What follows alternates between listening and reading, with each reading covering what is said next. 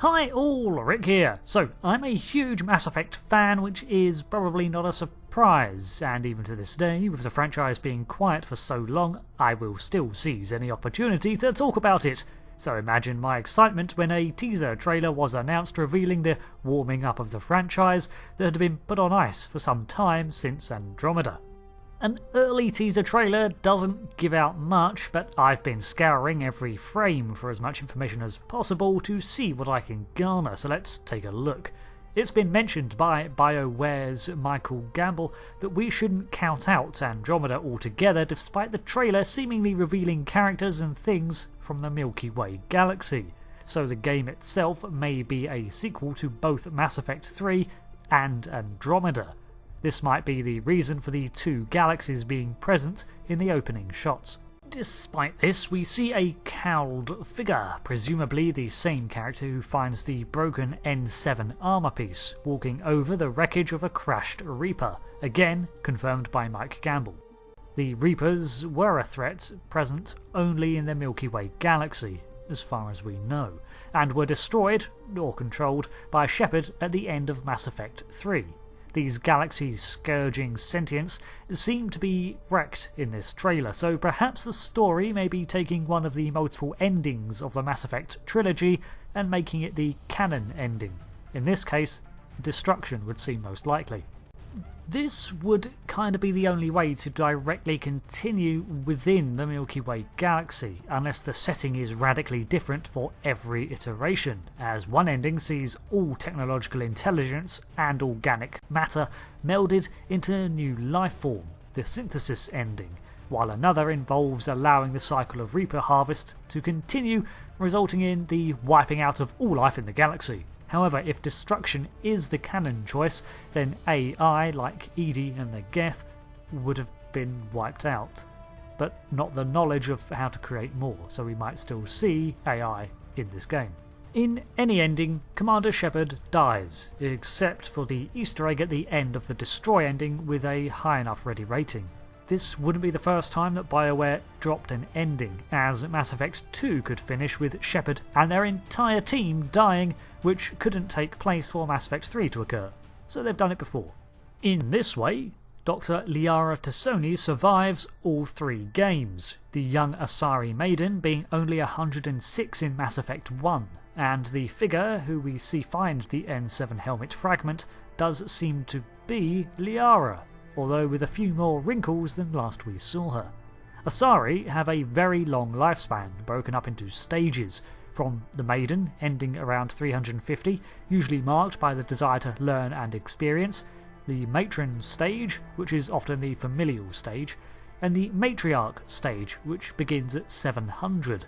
This sees an Asari at her most powerful, and usually in a position of some influence among the Asari community. Point being, Asari are very long-lived, and providing this is not a misdirect, this chapter of the game could be anywhere between 300 to 700 years after Mass Effect 3. Granted, a side profile of an Asari is not too much to go on, but many hundreds of years could explain the joining of Andromeda and the trilogy's storylines, as it took about 600 years to get from one galaxy to the next. Throughout the majority of the trailer, however, we're privy to a recounting of the Mass Effect timeline.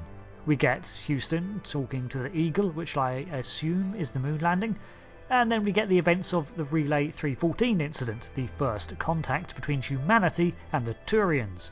We then get the line that humanity now stands as partners of the galaxy, as they took their place on the Citadel embassies, followed by the launch of Ark 6.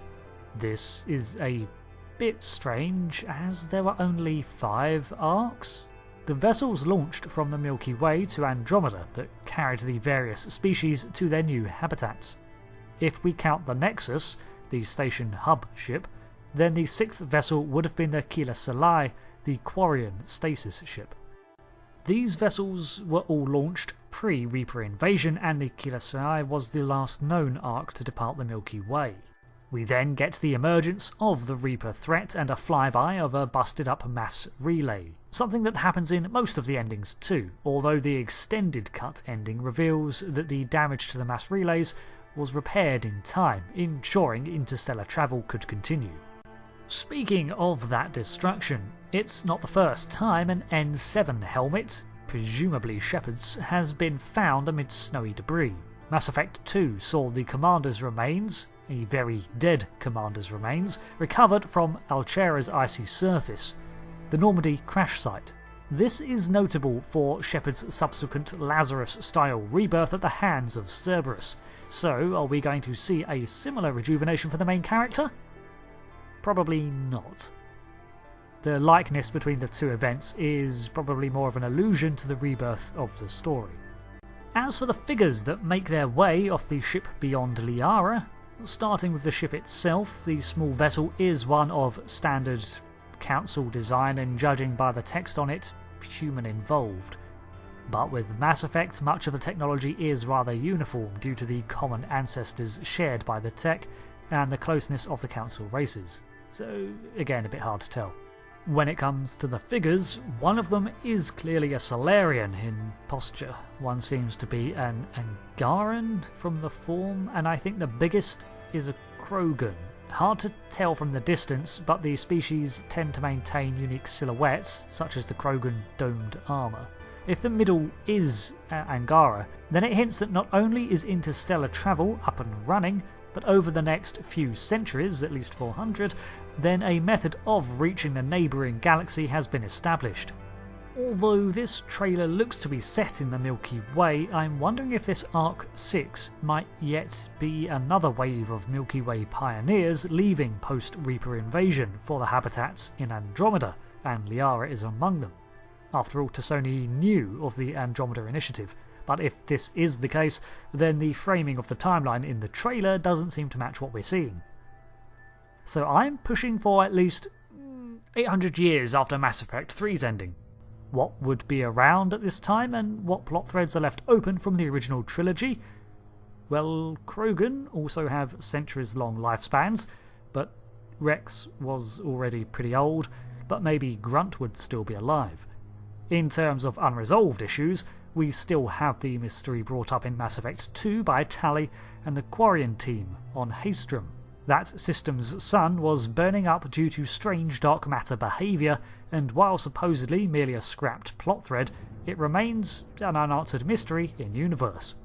The other big issue is, of course, the origin of the Scourge in Andromeda, the strange matter tendrils that snake throughout the Helios cluster, and had ruined the otherwise prime colony worlds. Both of these are large-reaching space phenomena that severely hinder life and may be related in some way. But honestly, we're not going to get all the details from a trailer that was merely to announce that the Mass Effect is back in the pipeline. I will be keeping an eye on my favourite gaming universe, and if you guys have any theories, let's talk in the comments below. One thing I'm unsure on is, what exactly is that ring around the star? I thought it may be to do with the First Contact War, but I can't place it as something from what I know of the books and everything else. So thanks for watching, and I'll keep my ear to the quantum entanglement communicators. Till then, goodbye.